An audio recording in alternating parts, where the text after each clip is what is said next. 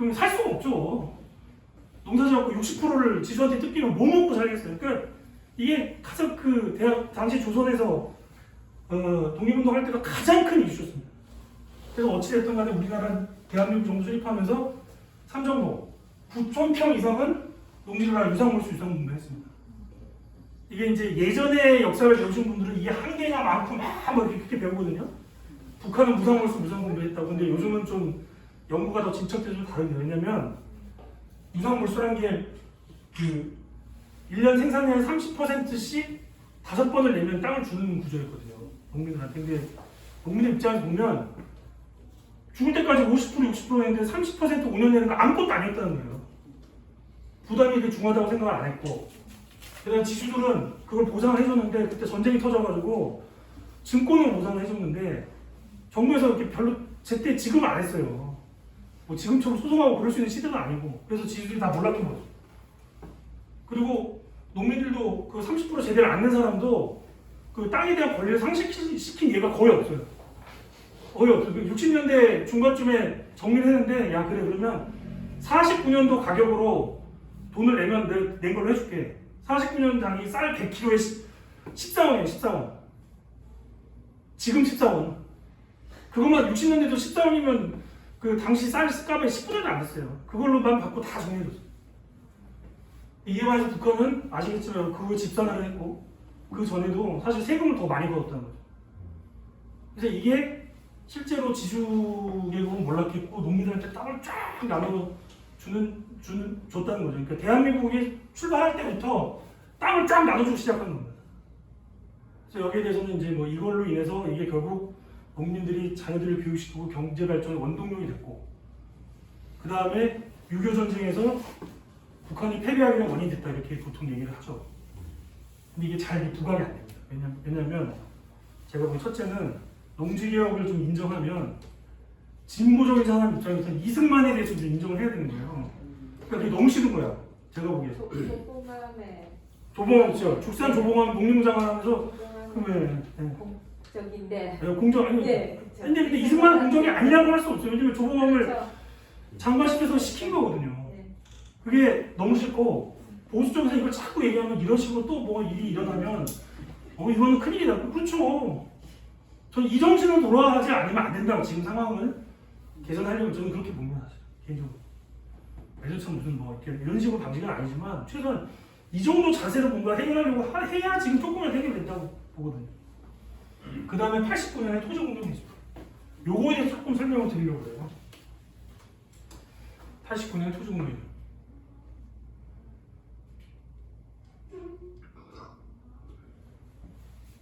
하도 오해가 많아서 제가 좀 복잡하시는데 개요를 설명을 해드릴게요. 3법이 있어요. 3법. 택지 소유 상환하는 법률, 토지 초과 이득세법, 개발이익 환수하는 법률. 두 개는 없어졌고 이것만 조금 남아있습니다. 지금. 자, 택지 소유 상환하는 법률 이런 내용이에요. 서울은 200평. 택지는 뭐냐면 쉽게 얘기하면 주택을 지을 수 있는 땅이에요. 지금 보통 대지라고 보통 하는데, 그 시지역 300평, 기준 400평 이상의 택지 보유를 아예 금지하는 거예요. 초과 보유 시에는 공시지가의 4에서 11%를 매년 부담금 부과. 이 정도 부과하면 팔 수밖에 없어요. 10% 내고 계속 가꿀 수가 없으니까. 이렇게 한 겁니다. 결국 이거는 주택, 그때는 이제 그 주택 뭐 1호, 2호 이런 그런 경우는 아니지만 결국 주택공시 때문에 이렇게 한 거예요. 주택을 지을 수 있는 땅을 누군가 과다 보유 못하게 하려고 한 거예요. 두 번째는 토지 초과 이익세법, 유유토지, 놀고 있는 땅, 놀고 있는 땅에 정상지가 상승분을 계산합니다. 보통 땅값이 오르는 게 있잖아요. 1년에 뭐 몇 % 오른다. 초과하에 오르는 액수의 50%를 토지 초과 이익세에 부과합니다. 올랐을 때, 팔았을 때가 아니고. 그리고 개발이익과 환수에 관한 법률은 공적인 개발 사업으로, 무슨 개발 사업을 하면 땅값이 올라갈 겁니다. 정상지가 상승 초과하는 액수에 대해서, 정상지가 상승분을 초과하는 액수에 대해서 50%의 개발 부담을 부과합니다. 그러니까 요거는 사업자한테 부과하는 거고, 요거는 개인들한테 부과하는 거예요. 이런 제도였어요. 자, 이런 제도는 다 당시에 없던 거고, 여러분 이거 잘 보셔야 되는데, 지금 문제되는 공시가격, 공시지가가 이때 만들어졌어요. 6개월 만에 만들었어요. 그런 게 없었어요 옛날에는. 토지에 대해서 어떻게 와서 했냐면 등급을 정해서 1등급에서 7등급까지 대략 와서 했어 그냥. 근데 이렇게 하려면 뭔가 세게 하려면 그 가격이 나와야 되잖아. 그걸 이때 만들었어요. 지금 논란이 되고 있는 공시지가 공시가격을 이때 만들었어요. 이런 내용입니다 이게. 근데 이게 왜 위헌이냐 뭐니 이제 이런 얘기가 나오는데 이 부분을 잘 봐요. 오해가 있어요 오해. 위헌이다.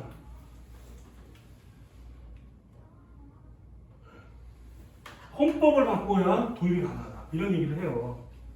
위헌 결정 받았으니까 헌법을 바꿔야 된다고 하는 거죠. 근데 이게 진짜 오해인 게 대표적으로 현 정부가 이제 개헌안에 이제 저 총선제만 개헌에 토지공개념 삽입을 했어요. 저는 이걸 보면서 그때 야, 이 자들은 아무것도 안 할 생각이구나. 헌법이 안 바뀌고 사실은 토지공개념은 헌법에 삽입하지 않더라도 할 수 있는 부분이 많은데 그런 거 아무것도 안 하겠다는 생각이지. 그런 사람들이 보통 이제 원칙적인 얘기하고 말거든요. 실질적인 일을 안 하려고 할 때 저렇게 큰 얘기 딱 하고 말아요. 아니나 다를까. 대통령은 몰랐을 리가 없습니다. 본인도 변호사고. 자, 토지공개는 합법이 다 위헌 결정을 한 번씩 받아요. 받기는 했지만 이게 잘 보셔야 돼요. 토지공개는 자체가 위헌이라는 게 아니에요. 일부 조항이 기술적으로 문제가 있다거나 너무 과하거나 라고 해서 위헌으로 결정을 받은 겁니다. 그러니까 그 말은 뭐냐면 그걸 바꾸면 된다는 거예요. 실제로 바꾼 경우도 있고 어떻게 토지공개념 자체가 위헌이 아니라는 거예요. 그리고 실제로 토지공개념은 이 법만 있는 게 아닙니다. 이미 토지거래 허가제라는 게 있는데 아까 말씀드린 투기가 많이 일어난 지역은 구역을 딱 정하고 오세훈을 하겠다는 거. 그 뭐 허가를 받아야 돼요. 매매하려고 그러면 관에 허가를 받아야죠. 그 제도는 그때도 부동산 투기가 심했다고 하는데 70년대 후반에 박정희 때 도입된 겁니다. 그거에 대해서 토지공개념 제도의 하나라고 가요. 제일 센 거죠. 허가니까. 그러니까 이것만 있는 게 아니거든요. 그래서 이거는 진짜 오해다. 그리고 컨텐츠 같은 이유가 있어요. 택지zon에서 상한가 법률 위헌이 된 건 200평 아까 서울시장 200평이 지나치게 일률적이다. 아니 조금 더 넓게 살고 싶은 사람도 있고 예외가 좀 있어야지. 지금 예를 들면 지금 1세대 1주택 양도소득세 비과세 제도가 있거든요. 근데 예외가 좀 있어요. 예외 중 2주택. 아니 내가 투기하려는 게 아니라는 건 다 저 직장 때문에 또는 뭐 때문에 아니 일시적으로 그런 경우 예외를 둡니다. 비과세 내지 저율과세 그런 식으로 지금 법이 그렇거든요. 그런 식으로 주면 된다는 거예요. 왜 일률적으로 모든 사람이 200평을 한정을 해야 되냐 아는 거거든요. 그러니까 이거는 합헌적으로 개정하는 게 불가능하지 않았는데 않았다는 거예요. 그런 얘기입니다. 아, 토지 초과이익에서 왜 운영결정 받냐? 이 가격이 오를 때 그 오른 부분에 50% 매기겠다는 거잖아요. 내릴 때 어떻게 할 거냐? 그렇죠. 이제 그런 아니 딴 가지 사람들 입장에 불만이 있을 수가 있을 게 오르다가 이게 내렸다 올르다 이럴 수 있잖아요. 왜 거기에 대한 조항이 없었어요? 그래서 위헌결정 난 게 여러 가지가 있는데 이게 가장 큰 게 이거예요.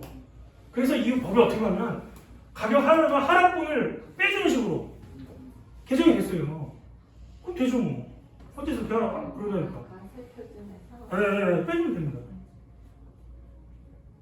이게 그 똑같아요. 주식 양도소득세 뭐 논란이 많았는데 뭐 2023년 동안 하는데 거기도 항상 그게 문제가 돼요.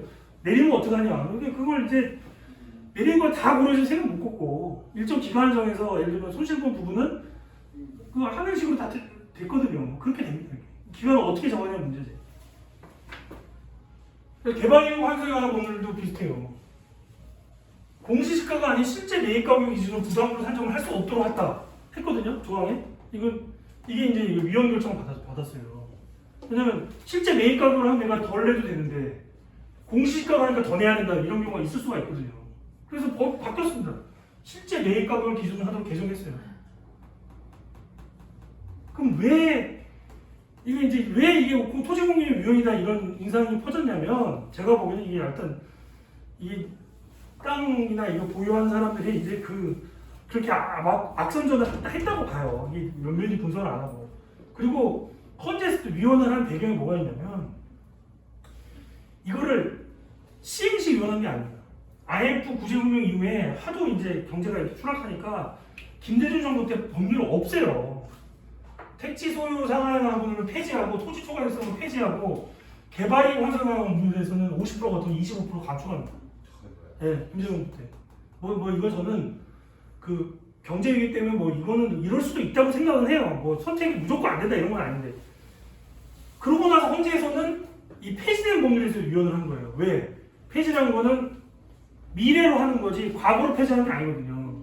그럼 과거법은 적용이 돼요. 그 적용받는 사람이 헌재에서 들고 간 거예요. 그 헌재 부담은 좀 덜했던 부분이 있고 어찌됐든 간에 토지 공개점 자체가 위헌이라는 건 아닙니다. 이런 식의 아이디어는 잘 틀을 짜면 충분히 지금도 가능하다. 라는 게 이게 사실이고요.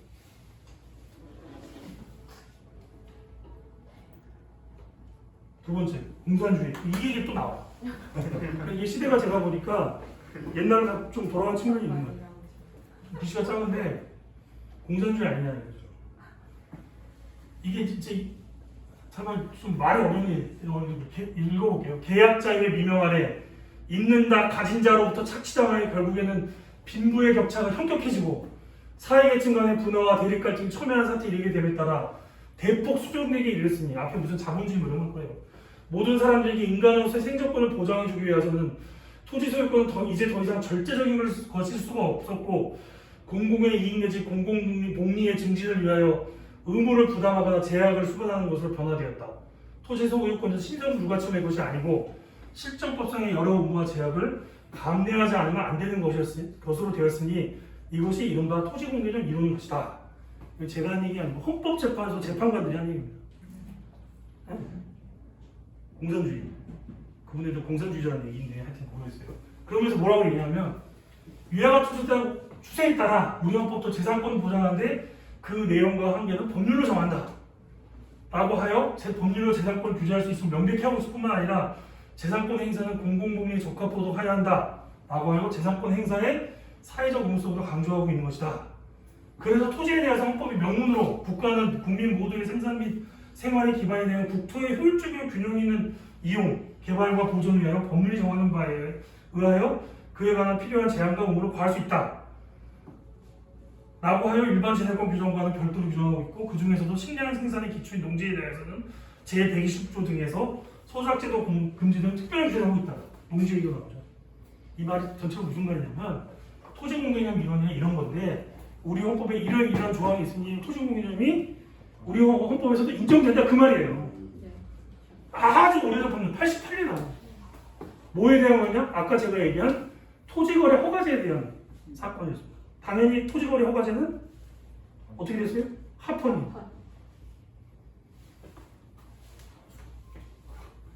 공산주의 국가인 거죠. 그분들 입장에서는 대한민국은 진작부터 공산주의 국가였다. 공산주의가 참 그래서 자꾸 공산주의 뭐라고 얘기하시는 분들한테 저는 농담반 진담반도 그 진짜 공산주의 아시려면요 넷플릭스 들어가서 드라마 트로츠키를 보십시오. 그게 진짜 공산주의예요. 저렇게 물렁물렁한 공산주의 대통령이 있으니까 문재인 대통령 공산주의 대통령이라고 하는 분들이 있잖아요. 그래서 트로츠키 정도 돼야. 자, 토지공개 도입 조건. 이게 당시 실록 부동산 정책이라고 참여정부 때 나온 책이에요. 이거 홈페이지에 검색하면 다 나옵니다. 자, 당시 건설부 주택 이동성 전 건설부 주택 정책과장의 증언이다. 민심이 극도로 흉흉했다. 어느 정도이냐? 성남에는 강남 부동 부유층 아파트 파출로 나가는 아줌마들이 많았는데 이때 이런 거 썼죠. 가사도 말하는 겁니다. 3사에서 2, 3일 사이에서 세상이 바뀌면 압구정동 현대아파트 몇 호는 파칠로 누구 몫이다 라는 식의 괴담이 돌았다. 이런 소문이 정권을 통해 청와대까지 보냈다. 문희가 경제성은 주택 문제가 해결돼서 혁명이 일어난다면 특단의 정책이 필요하다고 강하게 주장했다. 자, 이때는 국정원이 진짜 반대파 탄압하고 댓글 조작하는 게 아니라 진짜 열일을 했어요. 국정원에서 이런 걸 수집해다가 대통령 책상까지 올린 겁니다. 열일을 했어요. 국정원이. 안기부가 그때는 안기부가 국가안전부죠. 이런 얘기가 있었다는 거죠. 뭐 까마득한 옛날 같으시죠?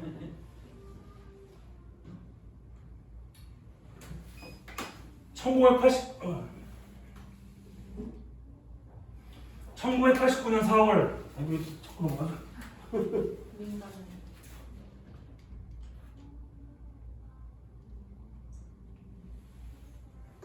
1989년 4월 압구정동 현대아파트 일부 평형은 평당 1,000만 원대를 넘어섰다. 자고 일어나면 1,000만 원이 올랐다는 말이 나돌았다. 지금 생각하시면 안 됩니다. 이때는 버스비가 서울에서 150원 할 때예요. 생맥주 한 잔에 800원 할 때입니다. 문희갑 당시 청와대 경제수석은 주택 문제가 체제를 위협할 정도로 회고한 바 있다. 아까 똑같은 얘기입니다. 수요는 공급을 상회했다. 소득이 늘자 주택 수요는 더욱 늘었고 투기까지 겹쳐 값이 올랐습니다. 당시로서는 체제 붕괴 위협으로 인식될 정도였습니다. 이 때문에 주택 200만 원 건설을 추진하기라고 신도시를 물색한 것이죠. 이 200만 원, 당시 서울의 집이 200만 원이었어요. 그걸 짓겠다고 한 겁니다. 이게 군사 독재의 후예들이. 그래서 분당, 일산 다 지은 건데. 수석. 네, 다 지었어요. 처음에 계획은 뭐 150만 원가 올라갔는데 100만 원, 100만 원지 오고 200만 원은 200만 원, 150만 원가 뭐냐고 200만 원. 당시 한민신문에 등장한 택시기사만 여론을 잘 보여준다. 가만히 앉아서 부동산 투기로 하루에 수백만 원씩 아니 수억 원씩 벌어서 챙겨먹는 주부들과 부동산 투기자들이 망해서 죽어가는 꼴을 보고 난 뒤에 내가 발 뻗고 죽을 겁니다. 차라리 이렇게 사니 공산주의 세상이 더 나은 게 아니겠습니까? 자, 이런 사회적 분위기 속에서 사실은 이거는 일종의 지배층의 양보란 겁니다. 이런 사회적 분위기에서 우리나라 정부 수립 농지분배제를 제외하고 정부 수립 이후에 가장 강력한 그 토지 부동산 규제 정책이 도입돼요. 아까 얘기한 3법이. 그게 이제 어느 정도였냐면 제가 그 통계를 한번 찾아봤어요. 89년에 이제 예를 들면 토지 주택에 붙는 세금 부담금을 합계하고 93년하고 비교해봤습니다. 총액으로 5배예요. 5배를 더 얻은 겁니다. 4년 만에. 그리고 실제로 YS 정부까지 상당히 부동산 값이 상당히 안정됐어요. 토지 많이 가진 사람 대단히 괴로워했어요. 요것만 도입한 게 아닙니다. 종합토지세를 그때 만들었고요. 여러분 잘 아셔야 됩니다. 종부세가 주택만 있는 게 아니고 종부세가 토지분이 있고 주택분이 있어요. 근데 종부세는 주택분은 전체 액수의 30%밖에 안 돼요. 종부세 70%는 토지분입니다. 근데 종부세 없애자고 하는 사람이 있거든요. 아주 불순한 거예요. 우리나라만 있는 제도라고. 이때부터 우리나라만 있어요. 토지 문제가 이렇게 심각한 나라가 별로 없습니다. 이렇게 이런 인식 속에서 이 제도가 나왔다는 거죠. 근데 뭐 이 정도까지는 아니지만 저는 30년이다 지금의 이때만큼은 아니지만 이때가 이거면 두 번째 정도 될 정도 부동산 폭등이 나왔어. 저는 그렇게 봐요. 그럼 우리가 이때만큼 비상한 게 필요한 게 아니냐. 이 문희갑이라는 분이 무슨 진보적 사상을 가져서 이런 게 아닙니다. 대구 출신이고 나중에 대구시장 같은 완전 골수 보수주의자예요. 혁명 아니면 나중에 얼마나 극악한 모습이야. 아까 보셨죠? 모순이에요. 하룻밤에 1,000만 원씩 오르는데 전세 500만 원 사는 사람은 일가족이 자살하고 이 체제 모순이죠. 존 스타인백에 나오는 분노의 포도에 그런 장면이 나옵니다. 도시에서는 공황 때 노동자들이 굶어가는데 농촌에서는 포도가 썩어가요. 왜? 고용에서 포도값이 폭락해서 사람을 고용해서 포도 따는 게 더 비싼 거예요. 포도가 썩어.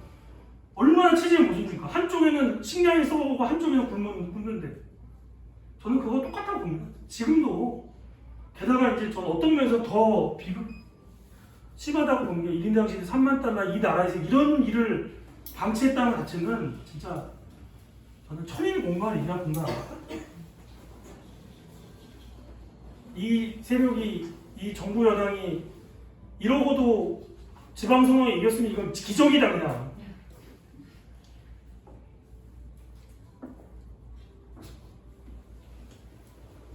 그래서 토지공개념이란 우리가 원래 있는 제도지만 주택공개념 확장이 필요하다. 아까 말씀드린 토지공개념은 우리 헌법 규정의 고유의 이념이다. 정부 수립 이후부터 이해가 여러 가지 제도가 도입됐다는 것을 다시 한번 말씀드리고서 농지개혁법 땅을 쫙 나눠서 놓습니다. 토지거래 허가제, 박정희 부분 투기가 일어나면 구역을 정해서 허가를 받도록 합니다. 거래할 때 허가 못 받으면 다 서로 계약금 쓰고 다 돌려주고 그냥 없는 걸로 해야 돼요. 개발자인 그것도 마찬가지죠. 논란이 많지만 이 제도가 그래도 수도권의 녹지를 유지시켜주는 측면이 분명히 있습니다. 아까 얘기했던 택지소 생산자분들 종합토지세 토지가 합산과세예요. 우리나라만 있는 제도는 맞아요. 저 다 찾아봤는데 그만큼 토지 문제가 한국이 심각하다. 여러분도 혹시 그 한번 찾아보세요. 한국의 면적하고 인구 대비해서 인구 밀도는 뭐 3위라고 보통 그렇게 들었잖아요. 3위. 근데 우리나라 정도 되는 인구하고 경제 규모 되는 나라 중에서 한국이 제일 작을 겁니다. 그리고 제가 보기에는 임야가 70%거든요. 임야 빼고 치면 세계 압도적 1위라고 봐요. 저는. 그래서 토지의 용적 가장 중요한 사실 주택이잖아요.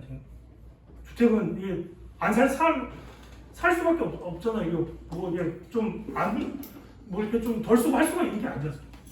그래서 이거를 토지 주택 등기령으로 확대를 하자. 용어를 해서 확대를 하자. 그래서 제 제안은 주택 소유 상한을 하자. 원칙적으로 1세대, 예외적으로 2세대. 그걸 초과하는 거는 아까처럼 초과한 사람들은 매각 명령을 하게 하고 매각 안 하면 일정 퍼센트의 부담금을 부과해서 매각하도록 하자라는 거거든요. 이러면 부동산 값이 좀 떨어질 거예요. 저는 하여튼 임차인의 권리도 중요해요. 그죠? 근데 여러분들 잘 보셔야 되는 게 집값이 너무 오르면 무슨 임차인의 권리가 어떻게 보장이 되겠어요? 집값 저렇게 올라버리는데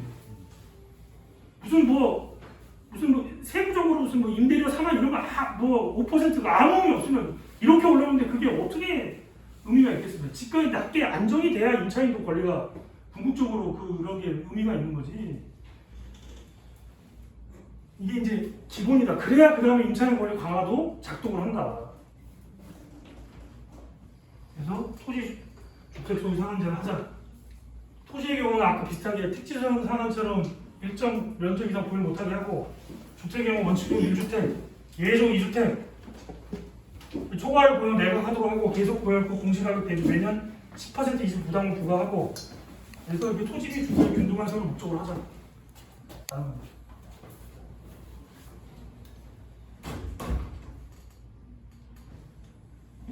임대주택은 없을 수는 없겠죠. 그래서 저는 임대료 뭐 5% 상한이 아니라 절대 기준을 정해서 공동임대료제를 끌고 나가 얘기를 하자라는 겁니다. 아니 전국토가 공시지가이고 전 주택이 공시가격이 있어요. 그리고 여러분 임대차 계약서 하면은 이제 전월세 상한 뭐 신고제도 있지만 다 동사무소에 신고하고 등기소 신고하고 다 자료 국가가 다 갖고 있어요. 왜 이걸 못 정합니까? 매년 인상 제한폭을 정하는 게 아니라 절대 수준 정하는 거예요. 물론 이제 전체를 하기는 어렵겠지만 뭐 특히 투기 지역이나 이런 데는 이렇게 저는 할 수 있다고 봅니다. 그래서 임대 사업자도 없을 수는 없겠죠. 아까처럼 무제한인 특혜를 줘가면서 투기의 그 수단을 하지 말고 이런 걸 수용하는 정도, 예를 들면 은행 이자보다 조금 높은 정도를 해서 공동임대료를 주장을 해야 된다고 봅니다. 이거 전 만드는 한국까지 작은 나라에서 불가능하지 않아요. 고려 시대도요. 아까 얘기한 과정법이 아니라 고려 시대에도 전국 조사 쫙 해가지고 몇 달 만에 도별로 그 면적수가 다 나옵니다. 여러분 한국사 무슨 그 검색 한번 해보실 때 나와요. 그때도 됐는데 왜 이게 지금이 안 되겠어요? 아까 제가 공시지가 6개월 만에 만들었다고 그랬잖아요. 비상한 필요성을 못 느끼는 겁니다. 집권 세력이나 힘 있는 자들이 자기들 일이 아닙니다. 이게 목적이었던 거예요. 올려서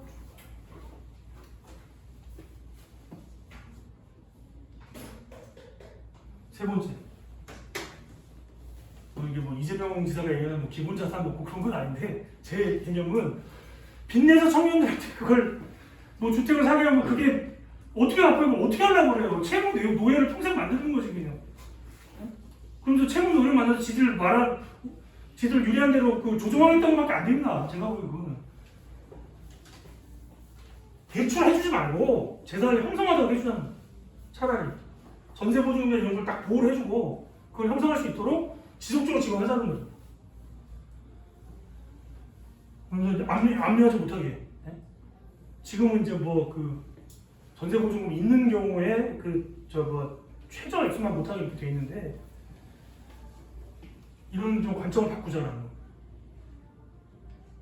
이건 토지 오늘 얘기가 조금 벗어나길 수 있는데 제 이제 기본 문제는 이런 겁니다. 우리가 이제 소득 불평등 얘기하는데 소득 불평등은 사실은 뭐 임금 격차도 있지만 가장 크게는 자산 불평등에서 온다는 연구 결과가 많아요. 여러분 보시면 그럴 거예요. 대기업, 중소기업 노동자들의 임금 격차 때문에 지금 벌어지는 거하고 이 부동산 투기 때문에 지금 일어나는 소득 격차 뭐가 더 크겠어요? 상상을 초월하는데 지금. 그래서 소득 격차는 자산 격차에서 오고 우리나라 자산 격차는 부동산 격차에서 옵니다.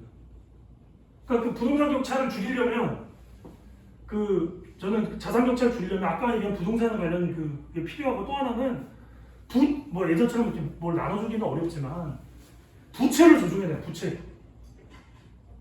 빚이 다 많거든요. 그걸 조정을 해줘요. 물론 무조건 다 탕감해 준다는 게 아니라 지금도 파산 면책 제도는 1년에 몇만 원씩 빚을 없애줘요.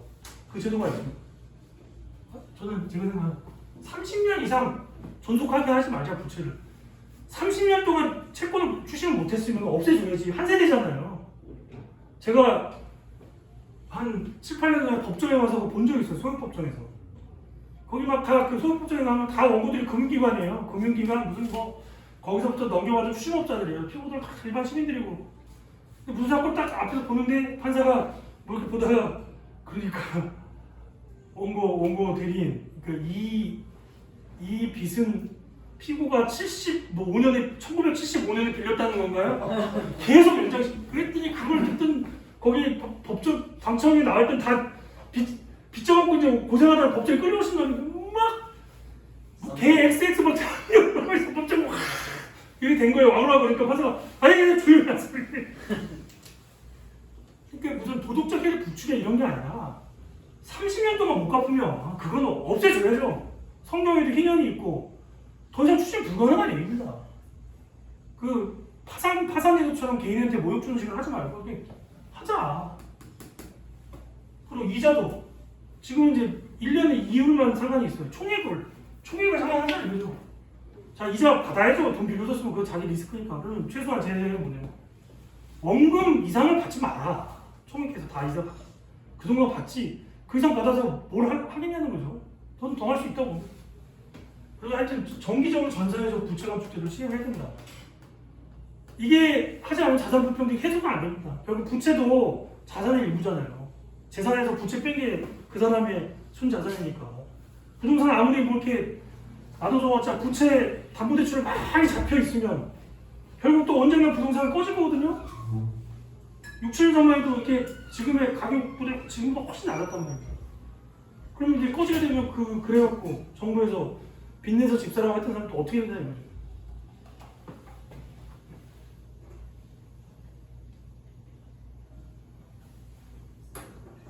결론을 말씀드리면 지금은 제가 정말 20년 가까이 했던 직무상에서 정책 관련 일을 하면서 느꼈던 건데 세계적으로 지금처럼 정답이 없는 시대가 없어요. 자 보세요. 지금 우리 코로나19 때문에 자영업자들 엄청난 피해를 보고 있잖아요. 그럼 다른 나라는 어떻게 하냐? 다른 나라 간단합니다. 국제 발행해요. 정부에서. 누가 인수하나? 중앙은행이 인수해요. 심지어 이자 안 받는 경우도 있어요. 그러면 중앙은행 정부가 못 갚으면 중앙은행 야 너 내놔 너 파산시켜 이러겠어요? 계속 연장하는 거죠. 그러면 그게 무슨 큰 문제가 생겨야 되는데 뭐 한국에서는 한국의 경제학자나 경제관리도 그거 절대 안 된다고 해요. 근데 별 문제가 안 생겨요. 막 부채를 늘리면 그럼 물가가 막 오른다. 근데 지금 보시면 알겠지만 생활 물가가 오르는 게 아니에요. 자산 가격이 오르지. 그런 인플레이션 문제가 없어요 지금. 그런 이게 막 자고 났더니 커피값이 100원에서 1000원 이런 게 아니거든요. 그럼 왜 이러냐? 아무도 설명 못합니다. 학자들이. 왜 이렇게 막 하는데도 예전에는 무슨 인플레이션 생기고 초인플레이션 생기고 안 되냐? 아무도 그거를 설명을 못해요. 지금 그런 시대입니다. 지금 여러분 많이 아시는 AOC 알렉산드리아 오카시오 코르테스 이 분이 뭐 소위 말해서 샌더스키드라고 하는 이제 미국 이제 연방 하원 의원인데 히스패닉이고 여성이고 전직 바텐더 출신이고 이분이 이제 당선될 때까지 자기들 팀이 만든 비디오가 있어요. 그걸 보면 이분들이 나온 지역구는 우리나라 치면 민주당으로 보면 뭐 목포나 광주 같은 데입니다. 그러니까 당내 경선만 이기면 무조건 이겨요. 근데 연방 하원 10선의원을 꺾었거든요. 3명이나 4명이 시작을 하는데 정책 정하는 장면이 나오더라고요. 여기 뭐 이렇게 리스트가 있을 거 아니에요. 그게 기준이더라고요. 여기서 제일 센 게 뭐야? 이거 그럼 그걸로 하자. 말도 안 돼서 사실 그렇게 얘기하는 거예요. 말도 안 된다고 저는 사실 생각을 해요. 근데 지금 시절이 그런 시절입니다. 합리적으로 이 지금 사태를 설명할 수가 있겠어요? 설명 못합니다 지금. 기존의 제도와 관행이 다 무너지고 있어요. 그래서 정치적으로 다당제 국가에서는 새로운 정당, 양당제 국가에서는 전혀 새로운 인물과 세력이 부각되고 있어요. 한국만 그걸 피해갔어요. 탄핵의 그 여신은 정의당을 완전히 피해갔습니다. 다 아시죠? 한국만 피해갔습니다. 근데 이제 또 그 모순이 드러나고 있고 윤석열의 등장은 사실 저는 이런 거 관련했다고 봅니다. 근데 지금 정의당이 계속 이런 식으로 가면 또 피해가 빵 부스러기도 못 얻을 거예요. 근데 이미 사람들은 그 여론이 움직이고 있어요. 저는 뭐에서 그걸 보냐면 불로소득이란 말을 들어보셨죠? 옛날에 많이 썼어요. 제가 아까 얘기했던 1980년 후반, 90년 초반에는 일상적인 용어였어요. 불로소득. 불로소득은 말 자체가 나쁜 거잖아요.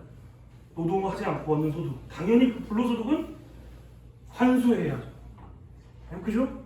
용어가 그냥 따라옵니다. 부동산 투기나 아니면 뭐 그냥 돈만 받았고 예금 받았고 이자 받는 거나 이런 거 얘기했던 거예요. 근데 그동안 그런 용어를 잘 안 썼습니다. 제 기억에 IMF 외환위기 극복하면서 어떤 시기에 부자 되세요라고 광고가 있었어요. 부자 되세요. 그러면 식당에서 일하시는 분들이 식당에서 일하는 여성 노동자들이 그래 알았어 그랬다는 거 아니에요. TV에서 부자 되세요 그러면 알았어 그랬다는 거예요. 그 후로 그 말이 사라졌고 이명박 씨가 시장 됐고 대통령 됐어요. 부자 되세요 하는 시절에는 뭐 할 수 있는 게 없습니다. 지금까지. 근데 지금 다시 불로소득이라는 말이 소환되고 있습니다. 그거 말고 설명이 안 되거든요. 단지 자신이 부정한 정보를 취득해서 투기했다는 거에 대해서 분노하지만 사실 거기서 더 나가는 측면이 지금 분명히 있습니다. 그러면 다 그 얘기를 하는 거죠. 그럼 그냥 부동산 투기 괜찮은 거냐? 불법은 아니거든요. 그럼 불법은 아니면 괜찮은 거예요.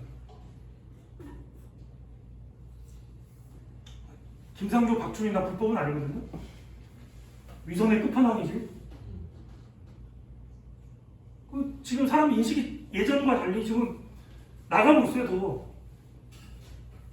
정의당 우리 동지들이 못 따라오는 거 아닌가 저는 그런 생각해요. 그래서 제 얘기는 한국 실정을 완전히 과감하게 도입하고자 하는 정치적 시도가 절실하다.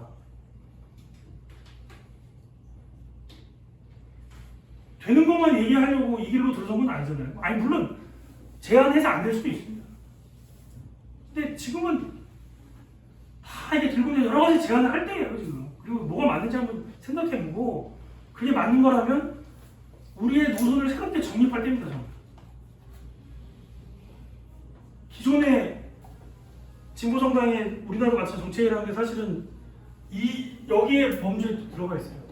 세금을 통해서 뭐 복지를 좀 하고 노동계가 조직이 돼가지고 뭐 복지국가가 유지되고 근데 그게 다 깨지고 있거든요. 고용 안 늡니다. 안 는 지 오래됐습니다. 4차 산업혁명 이전에 대한민국만큼 산업현장에서 로봇이 많이 도입된 데가 없습니다. 첨단이에요, 첨단.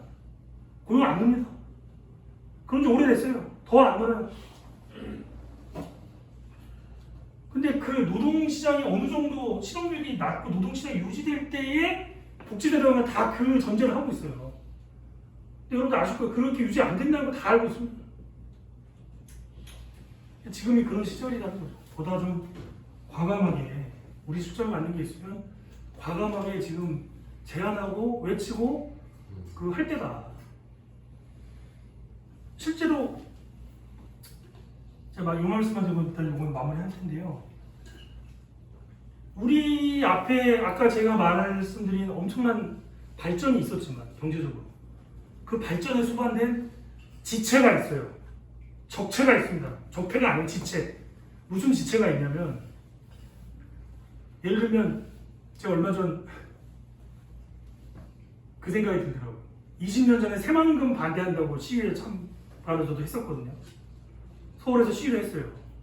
아마 우리 김준수 여기 김준수 위원장 참여를 하셨을 건데 그때도 그랬어요. 저 새만금 어떻게 할 거냐. 필요도 없는 저 뭐 농업 용지 쓴다는데 그게 지금 쌀 지금도 남아돌고 물론 농지는 유지해서 우리가 농업생산을 유지해야 되지만 결국 엄청난 애물단지로 전락했습니다. 뭘 짓기도 그렇고 아직도 연도도 안 빠졌다고 그러고 전북 지역은 어떻게 하고 있냐. 보건하자는 쪽 뭐 있고 전북 지역 정치인들은 20대 국회 때 카지노 유치하자는 법안을 냈어요. 그럼 정치장이 이번에 어떻게 했냐. 가덕도 신공항 유치하니까 카지노가 오르면 공항이 있어야 되잖아요. 새만금에 공항, 새만금에도 공항 만들어야 돼요. 그럼 그거밖에 없어요. 그럼 가덕도 어떻게 할 거냐 이거예요. 선거용으로 이렇게 했는데 그래서 저는 그 20년이 지나서 정말 불길한 예감입니다. 저희 옛 동지들이 노후를 들고 나이 70, 80이 돼가지고 카지노 반대 운동을 전국에서 하고 있지 않을까. 그럼 어떻게 할 거예요 그거. 그럼 카지노밖에 없거든요 답이. 엄청난 지체가 있어요.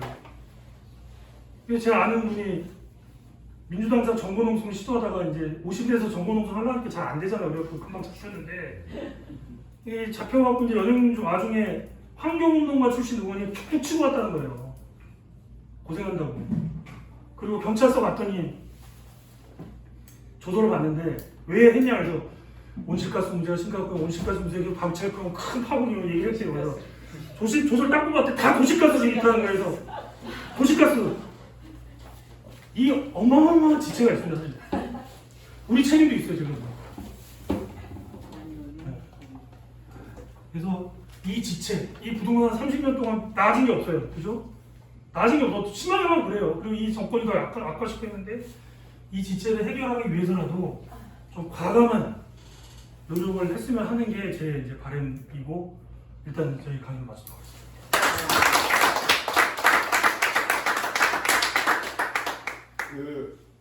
잘 들으셨죠? 네. 제가 그 코로나로 완전 폭탄 맞은 자영업자 중에 하나입니다.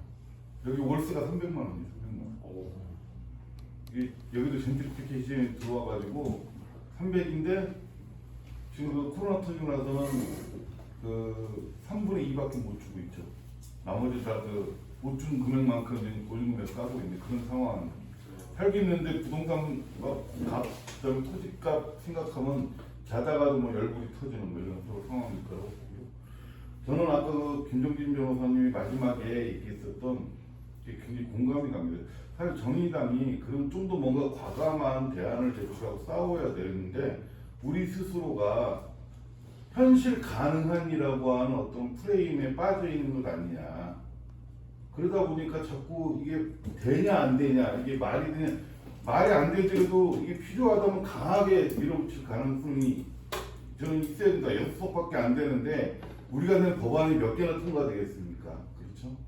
하다못해 그렇게 단식농성하고 전체 노동계까지 다 앞장서 싸웠던 그 중대재해기업처벌법도 누더기가 된 채 그 국민적 압박이 있었는데 누더기가 된 채 통과하는 상황에서 그래서 제 생각에는 토지나 주택 문제에 대해서도 우리가 좀 더 기존의 법률 체계를 뛰어넘는 상상을 더 해야 되고 과감하게 던질 때는 던지고 싸워야 되지 않냐 이런 생각을 저도 강의를 들으면서 해봤고요.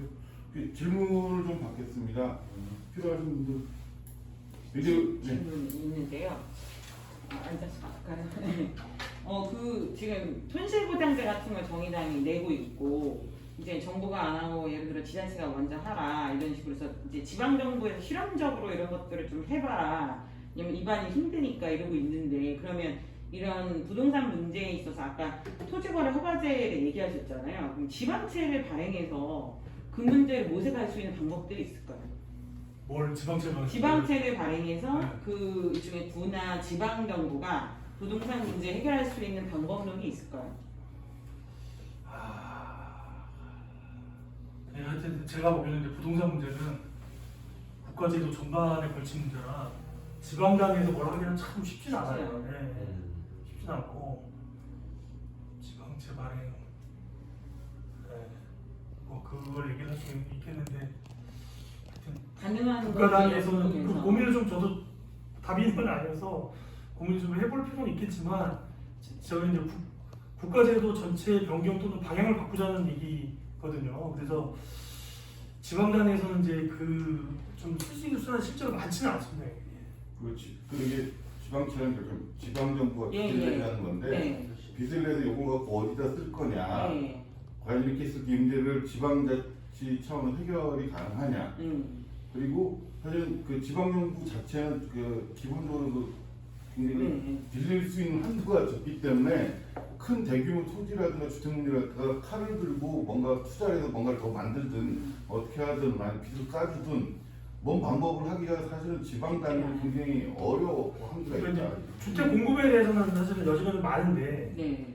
그러니까 이제 제가 얘기한 이 부분은 대부분 다 이제 다 국가.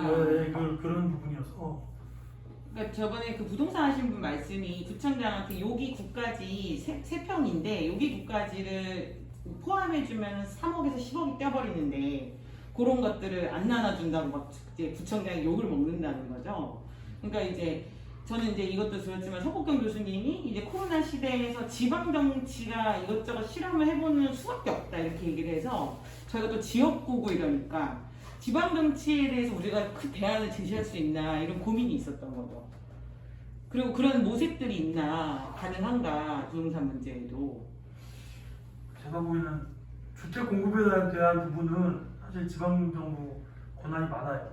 근데 이제 그게 시군구 단위에서 좀 어렵고 광역 단위는 사실 이제 그 광역 지도는 예산이 꽤 되기 때문에 근데 지금 보시면은 지금 이제 주택 공급에서 잘 얘기 안 하는 부분이 이게 지금 결국 보면 요번에 조금 또 나오다 들어갈 것 같은데 제가 아까 말씀드린 집을 살 수 없는 사람들이 세상이 어떻게 바뀌어도 전 국민 한 20-30%될 거예요.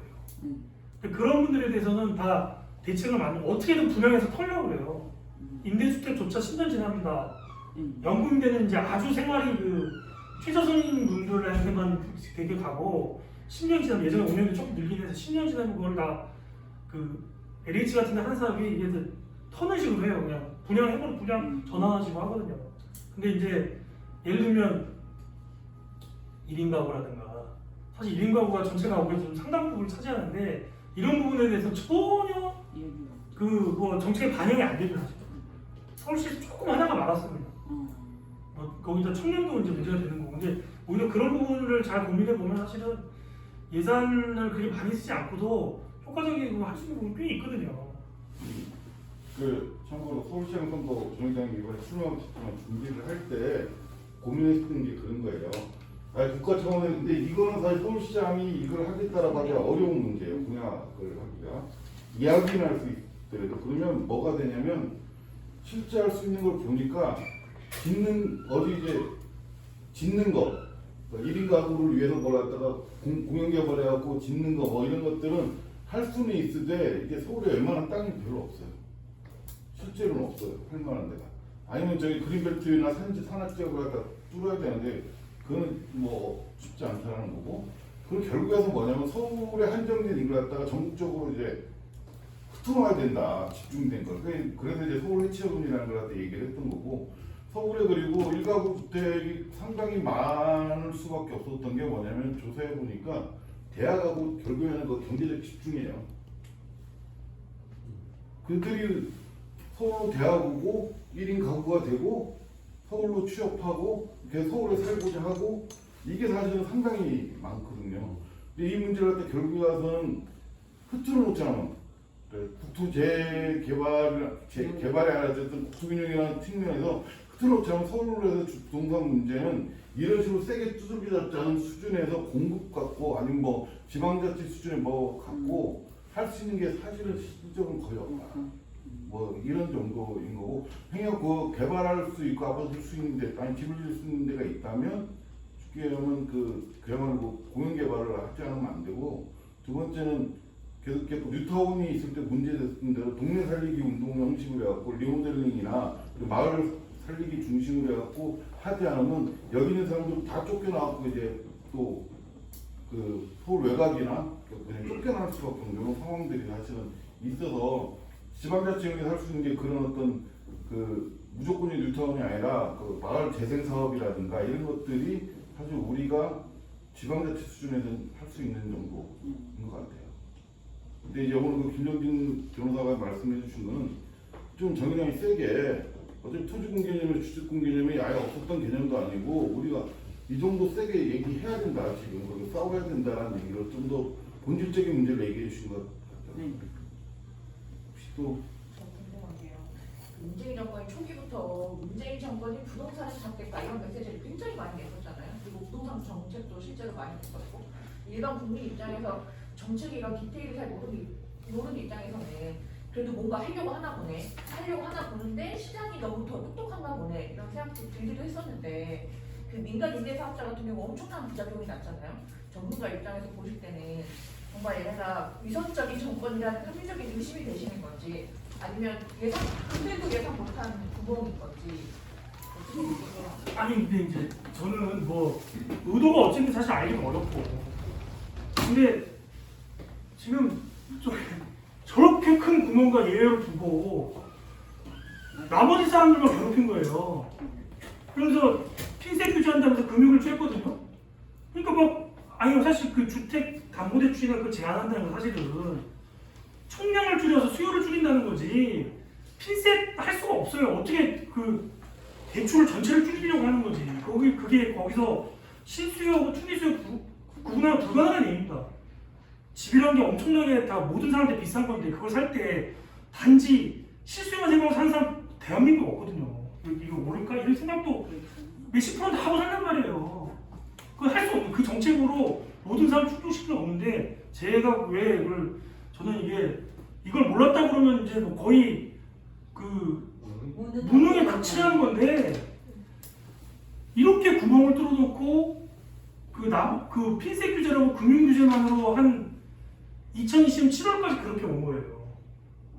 그 원내 과반수 되기 전까지 110도 되기 전까지. 그러고 나서 이제 앞두고 하니까 임대차 3법 그때 통과시키고 종부세도 확 올리고 했는데 제가 의심한 건 그러면 임대사업자 문제를 정리를 했어야 되는데 그 기존에 신규로만 안 받아주고 쉽게 얘기하면 기존에 있는 사람 그대로 기득권을 인정을 해준 거예요. 그러면 정책적 과오를 인정하고 이건 우리가 잘못했다. 근데 이제 그걸 믿고 한 임대사업자들도 무조건 너 죽어라 이런 걸 수가 없어요. 그러면 뭔가 폐를 열어주면 되거든요. 제가 보기엔 예를 들면 화는 나지만 그런 경우는 사과를 하고 1년 안에 팔면 아예 아무것도 면제해주겠다. 대신 팔아라. 그러면 그 사람들 세금 못 걷고 오른 거 그 사람 이득 보는 싫지만 전체적으로 떨어지거든요. 예를 들면 그런 식의 발상을 해야 되는데 제가 보기에는 그런 것도 안 하고 이 사람들은 그대로 두고 딴 돈을 막 올린 거예요. 그 사람이 집을 팝니까? 4년 동안 그 4년 8년 갖고 있어야 혜택 유지하는데 왜 팔아요? 근데 말이 안 그거 자체가 말이 안 제가 보기에는 말이 안 돼서 이거는 극도의 무능인지 아니면 일종의 준사기인지 잘 모르겠어요. 준사기라고 이런 거 같습니다. 제가 봤을 때. 아니 그냥 상식적으로 복잡한 산속은 아니거든요.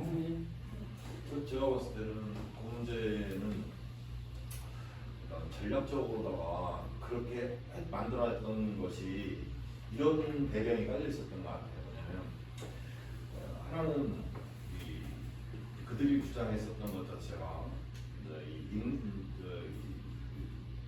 전월세 상한선 임대료 상한선 자체에 대한 부분들 자체를 이걸 냈을 때 임차인들이잖아요. 임차인들이 엄청난 반발을 했더라고요. 그 수와 그다음에 이것을 통해서 얻을 수 있는 임대인들에 대한 지지 효과 이것들을 갖고 저울질을 했던 것 같아요. 그런데 그걸 표를 계산을 했을 때 실제로다가 이제 그걸 놓고 보니까 이 임차인들에게 줘야 할 몇 가지 특혜가 있어야지 이 정책을 따라올 것이고 그럼 이 정책 효과가 미치는 것이 임대인들이잖아요. 이 임대인들 자체의 입장에서 거꾸로 말했네. 거꾸로 말했네. 이러니까 새 들어 사는 사람들, 이 자영업자들 입장에서는 그 입장에서 그쪽에 보면 이게 정해져 있으니까 또 지지가 따라올 것이고 이렇게 계산을 했으나 실제로 구멍이 너무 컸던 거죠. 예상치 못한 구멍. 이렇게 해서 만들어지지 않았다. 하여튼 뭐 진상은 알 수는 없는데 그게 사기잖아요, 그러니까. 네, 제가 최종 무슨 그 LH를 전수할 게 아니라 민간 임대 사업자 중에 그 공무원들 무슨 배우자나 뭐 하여튼 친인척도 있는 점도 저는 그거 전수 한번 해봤으면 좋겠어요. 다 있죠. 근데 이제 그게 공급 맞는 돈이 나오니까 민간이 나오고 고밀개발이 나온 거잖아요. 그러니까 그러니까 그 프레임이 넘어간 거예요. 사실은 네. 제대로 한 것도 없는데 그 프레임이 몰려갖고 이제 대중들 입장에서는 설명이 잘 안 되니까 계속 왜뭐 세게 한다고는 하는데 부동산 오니까 그쪽이 이제 우세를 점하는 와중에 LH가 터졌죠. 와, 쟤들은 밑에서 다 해먹는데 그것도 모르고 무능한 놈들이다. 그 다음에 김상조, 박주민 써줬죠. 그나마 괜찮다고 하는 사람들 보면 아, 쟤들은 제일 괜찮은 애가 위선이니까 나머지는 다 위선자구나. 이렇게 돼버린 거거든요. 근데 왜 효과가 안 났냐? 이 부분에 대해서 지금도 반성을 안 하고 있어요. 몇몇 그 여권 인사 중에 조금 얘기하는 사람도 있는데 지금도 얘기 안 해요. 저는 이 아까 얘기한 10개월 동안 무제한 담보도 풀어졌을 때 그때만 그때 뭐가 더 어떻게 됐고 좀 조사만 해보면 사실 국회에서 눈썰미 있는 국회의원 한 명만 있으면 막 조정하고 자료 얻어내면 뭐가 나오거든요. 근데 그런 사람 한 명이 없어요 지금 대한민국에. 2018년 그 시기 때 가졌던 건 뭐냐면 그 문재인 정부가 남북 관계 통해가지고 지지율이 상종가를 달리고 있던 그 시절이었기 때문에 이 그들이 주장했었던 것들 자체는 전부 다 거기에다 파묻혀버린 상황이었기 때문에 그 문제를 찾아내서 한다 하더라도 큰 실력 없었을 거다. 저는 처음 봤어요. 저는 정책 관련 20년 강의는 이런 식으로 하는 경우는 정말 처음 봤어요. 진짜. 역대급이 나왔죠. 역대급 위선 정책이에요. 무슨 근데 또 제가 드는 생각이 이제 우리 당에서 저는 실제로 오늘 강연에 대해서 현실적 대안이나 뭐 이런 것들 한 세 가지 정도로 이런 정책을 해봐서 과감하게 하자. 근데 우리 지금 현재 우리 당을 구성하고 있는 이 자체에서 정말로 그런 의지가 있는가? 저는 제가 당원이지만 정말 고개가 갸웃합니다. 사실. 왜냐면 그 이전에 우리가 수많은 선거에서 우리가 그러니까 과거에서 봤을 때 말도 안 되는 얘기를 했거든요. 사실 상상을 했던 거죠. 그리고 그것은 지향이 옳았기 때문에 반향을 일으켰고 그것이 지금 현실이 됐던 게 몇 가지가 있잖아요. 했어야 하는데 다 알고 있었습니다. 그런데 실제로다가 아무도 얘기를 안 한다는 거죠. 그 이유는 당선과 관련된 표와 계산돼야 돼. 이런 것을 이런 실력으로 전락했다는 거예요. 제가 봤을 때. 저는 대안 자체가 상당히 올바르다고 생각합니다. 우리가 아까 거기서 말씀하셨던 것 중에서 공정 임대료 부분이 있잖아요. 이것들을 전국적으로 할 것이 아니라 공시 지가별로 구역을 정해서 거기에 맞춰서 임대료를 선정하면 훨씬 더 매끄럽게 진행될 수도 있다는 생각을 해봤고요. 그러니까 대안은 좋으나 정말 이게 실현될 수 있고 하려고 하는 의지가 있는가 정말 우리 당 여기에서 옛날에 필요가 법을 만든다 얘기했어요. 필요가 제대로 만들고 뭐든지 만들 수 있다 이런 건 아닌데요. 그 필요성이 있느냐가 가장 큰 문제겠죠. 그리고 뭐 제 생각에는 이런 게 아니겠어요. 제가 우리 당 뭐 여러 가지 문제에 대해서 뭐 얘기하려고 오늘 여기 온 건 아니지만 그건 있는 것 같아요. 저도 한 20년 동안 생각해 보면 보수 정치는 인물과 구도로 선거를 하거든요. 다 나식합니다.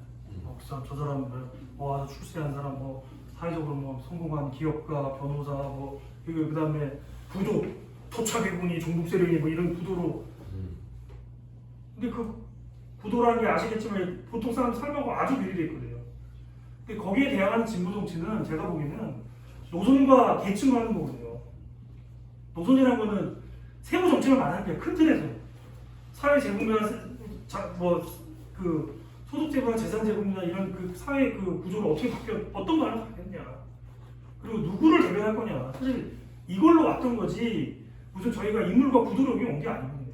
그 지금까지 얻은 표도 저는 노선과 계층을 왔기 때문에 얻은 표라고 생각해요. 그래서 그런 좀 애초에 좀 정신이나 마음을 좀 뭐랄까 좀 다 잡는 게 밑에서부터 하시는 게 중요한 게 아닌가.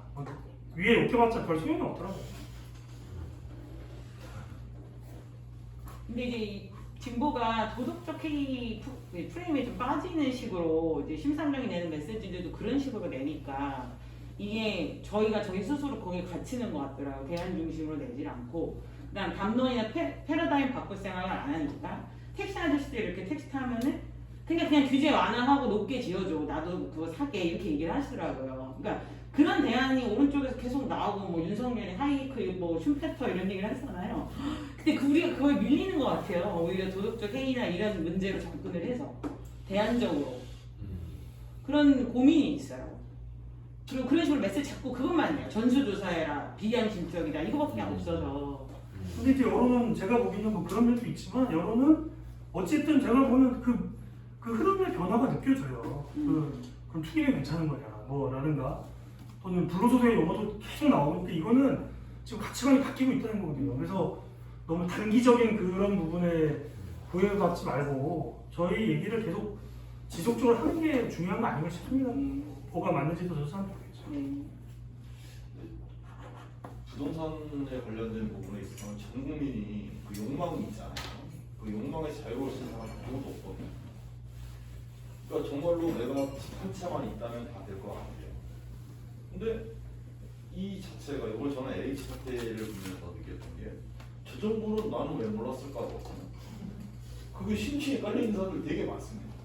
만약에 나한테 그런 정보가 주어지고 나한테 그런 기회가 있다면 뭐 은근히 가서 LH 안 찍혀 있는 까마로 듣고 가서 써보는 거죠.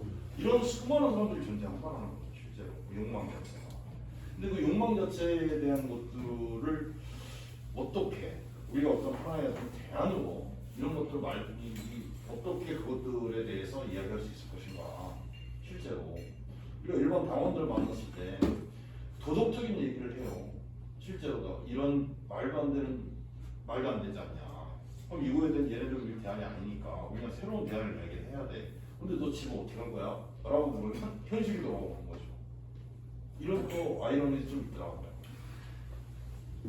보통 이제 뭐 정치가 이론이에요 그런 얘기도 하거든요. 사람들이 누구나 뭔가 부당한 상황에 닥치면 자기만을 탈출하고 처음에는 그 자기만 탈출하고 싶어 하다가 탈출이 안 되잖아요. 구조리 사회구조라는 게 탈출이 되면 구조겠으니까 탈출이 안 되니까 그 다음에 수긍을 하다가 더 못 버티겠으면 항의를 한다는 거예요. 지금 그 과정이 계속 가고 있는 것 같아요. 제가 보기에는. 그래서 제가 보기에는 이제 항의 국면으로 일부는 지금 선거 때 표출할 거죠. 그거에서 국민의힘을 찍었다는 것은 뭐라고 얘기는 하긴 하지만 사실은 이 문제에 대해서 제대로 해결을 못했기 때문이라고 하는 사람들 여론이 있는 거거든요. 그래서 그럼 저희 안도 한번 대중들한테 이거 어떠냐는 거죠. 응? 이거 한번 저는 던져볼 필요가 있고 지금 그 여건은 많이 조성됐다고 봅니다. 그래서 저게 뭐 완벽통치는 아니겠지만 욕망은 다 있죠. 근데 그 욕망이 있는 인간이 어떨 때는 제가 아까 말씀 가치관 변동 보통 그 가치관 변동 조사를 여론조사할 때 보면 성장이냐 분배를 해요. 지금 성장이 필요하냐 분배가 필요하냐 뭐 이걸 할 거예요. 그러다가 지금 영끌 자산시장 뭐 이게 또 언제 뭐 부침을 겪으면 다 알겠지만 거기서 다 돈을 벌 수 있는 게 아니거든요. 네. 뭐 벌어질 분도 있지만 아니면 또 생기면 이제 그런 상황이 될 겁니다. 그래서 지금 저는 그 가치관이 지금 경합하고 있고 요 근래 그나마 그 새로운 가치관이 좀 힘을 받고 있는 상황이 온 것 같아요. 예전하고 비교해보면. 그래서 뭐 제 생각은 그런 기회를 좀 놓치지 않았으면 하는 게 제 바람이죠. 지금이 타임이다. 지금 우리나라 그런 게 아니에요. 미국 한번 생각해보세요. 샌더스가 나오기까지 그 전사가 있어요. 아큐파이 월스트리트. 세계 금융의 시장이 그 중심이거든요. 근데 그 젊은이들이 거기서 그 아무런 무슨 무조명의 운동이었다는 거예요. 지도부도 없고 리더도 없고 뭐 모여서 거기 모인 사람들이 막 수백 명 모여서 토론해서 방향 결정하고 물론 결국 경찰이 진압을 했죠. 근데 그게 출발해서 쭉 온 거거든요. 그 미국 금융제도가 가진 허상이 여실하게 드러난 겁니다.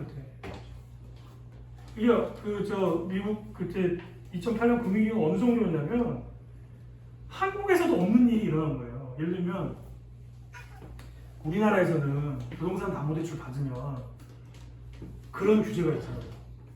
LTV, DTI 뭐 있잖아요. 그때 물론 그때 만들었어요. 물론 그때 만든 거긴 해요. 그 전에 만든 거긴 해요. 그리고 예를 들면 그러면 한 번 담보대출 받았어요. 후순위로 받는다. 그러면 그건 사실은 이거는 별 가치가 없는 거잖아요. 그 미국 금융 A라는 가치가 없는 건 그걸 믿고 누가 돈을 빌려주겠어요. 근데 그거를 그 서브프라임 모기지가 뭐냐면 후순위 담보대출이에요. 우리나라 치면 그게 무슨 가치가 있어? 한국에서 그거 하고 빌려주는 데는 거의 그 사창 같은 데서나 그렇게 할까 말까 하거든요.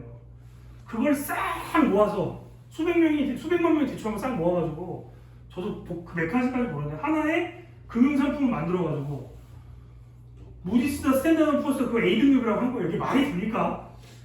후순위 그게 어떻게 A등급일 수가 있어요. 직급 떨어지면 제일 먼저 그냥 이게 되는 건데 그렇게 뭐 몇 단계에 맞는 거예요. 그래서 처음에 딱 문제가 터졌어요. 누군가 집주인이 이제 이자를 못 갚았을 거 아니에요. 그래가지고 이제 그럼 이자 못 갚은 우리나라 마찬 압류 경매가 들어오잖아요. 근데 미국 어떤 법원에서 판사가 명령을 내린 거예요. 야, 그 금융상품 갖고 이제 압류 경매 신청하니까 너 이 금융상품이 어떤 부동산하고 연결된지 밝혀봐. 근데 그걸 증서를 가진 사람 어떻게 밝혀요? 수백만 개를 이렇게 못 밝힌 거죠. 그래? 못 밝혀서 기각이야. 거기서부터 시작된 거예요. 그래서 미국에서 그 금융상품을 만든 사람을 사기로 처벌한 주도 있어요. 근데 한국은 그 정도까지는 아니거든요. 외환위기 났을 때도. 최소한 그런 거 뭐 팔고 사고 할 때 다 증서를 보냈어요. 트러블로도 보냈어요. 그 IMF 때 부실채권 땡처리할 때. 트러블로도 보냈어요. 그 자산관리공사에서. 그러다가 트러블 부실해가지고 뭐 분실하면 이제 채무자는 법원에서 이제 또 서류 보낸 걸 증거가 없으면 이제 살아나는 경우도 있고 뭐 그렇죠. 근데 그 정도 했는데 미국에서는 그런 걸 또 이메일로 다 보냈다는 거야. 그런 일이 있어요. 그래서 알란 그리스판이라고 무슨 금융계 재앙이라고 그분이 그 후로 완전히 미국에서 매장됐어요. 이런 일이 일어날 줄 몰랐냐고. 그런 일이었거든요. 그 후로 쫙 바뀐 겁니다. 사실 이제 바뀌었고 우리도 사실 지금 마찬가지입니다. 지금 상황이 영끌 계속 못 갑니다. 지금 당연히 다 아시잖아요. 어떻게 계속 갈 수가 있어요 지금 이게. 저 질문하겠습니다. 마지막 질문으로 하고 정리하도록 하겠습니다. 지금 민주당이랑 여당에서 반론하는 것 중에 지금 사실 한국만 이렇게 부동산 가격이 올라가지 않고 세계적으로 올라가고 오히려 한국의 이제 언론이 그 어떤 안 좋은 케이스들만 계속 보여주면서 이 부동산 가격을 더 올리고 있다. 그러니까 사실상 지금 정부 여당은 그 세계적으로 봤을 때는 가격이 그렇게 많이 오른 게 아니고 괜찮은 상태인데 이게 언론이 문제다. 이제 이런 식으로 반론하는 경우가 있는데 이제 강사님 말씀하신 대로 이 정책 구멍이 많이 없었으면은 독소 조항이 없었으면은 이제 완전 안정이 됐을 거다라고 이렇게 그 사람들한테 확신을 갖고 말할 수 있는 건지 그게 궁금합니다. 아니요, 세계적으로 오르고 그다음 언론이 그런 건 뭐 상수잖아요. 우리나라에서 상수고 오르긴 올랐을 때 9평짜리가 3억 6천 이렇게는 안 됐을 겁니다. 제가 보기엔 오르긴 올랐겠죠. 세계적으로도 우리나라 안 올 수가 있겠어요. 우리나라 정기 주문이 계속 커지고 있는데 근데 9평짜리가 3억 6천 이렇게는 안 됐을 겁니다. 그럼 구멍이 없었으면은 확실히 그건 안 올랐을 거다라고 확신하고. 이게 종부세를 그 정도 매기면 계속 갖고 있을 수가 없어요. 지금 세율 있잖아요. 지금 세율. 그건 맞아요. 네. 그 지금 세율 낮은 게 아니에요. 엄청 높아요. 종부세 2주택 이상. 그걸 계속 갖고 있을 수는 없습니다. 그렇게 부과를 하면. 물론 그것도 부족하다고 볼 수 있지만 근데 이 임대사업자들은 4년 내지 8년 동안 그거 거의 적용을 안 돼요. 그냥 종부세 면제예요. 그 임대주택들은. 그 사람들은 파는 게 손해니까 안 팔죠. 갖고 있죠 그냥. 그리고 5% 그 상한제 그것도 생각을 해보세요. 이미 2017년, 18년 때 이자율이 2%밖에 안 됐습니다. 지금 1%고 5%가 큰 그게 뭐 엄청난 제한이 아니에요. 그거는 경제 성장시키 우리나라 막 고성장 10% 8% 할 때는 5% 상한이 있는 거 있지. 지금 이자율 1%인데 5%가 뭔 의미가 있어요, 그게. 그것조차도 임대인들한테 특혜라니까요. 그것만 지키면 된다는. 그러니까 그런 모든 것들이 저는 이해가 안 돼요. 그냥 상식적인 건데, 그냥. 근데 그게 그 공부 많이 하고 정책을 많이 다뤄본 사람들이 이걸 몰랐다는 거 하는 자체는 저는 뭐 이해하고 싶지도 않고, 그건 상수죠. 네. 예. 그 시간이 좀 많으면 더 많은 토론을 좀 할 텐데 코로나19 상태로 이 공간도 9시에 또 문을 닫고 또 오늘 사실 저는 오랜만에 봐서 소주도 한잔 해야 되는데 이제 심지어 이제 가게 여는 데가 없어요. 네, 그렇죠.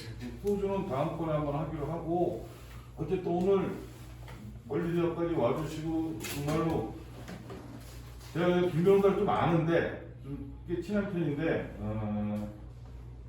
여기에 이제 화가 이렇게 쌓여 이 양반이 화가 이렇게 쌓여 있으면 그럴 때뭐 강의나 주장을 할 때 목소리 커지고 말이 좀 빨라지는 경향이 있는 걸 내가 아는데 어쨌든 이 부동산 문제도 굉장히 화가 많이 있고 이 문제를 갖다 적극적으로 해결하기 위해서 우리 스스로가 열심히 노력하고 싸우고 주장하고 해야 된다라는 어떤 얘기를 해주신 것 같습니다. 어쨌든 수고해 주신 김정진 변호사한테 다시 한번 박수 한번 주세요.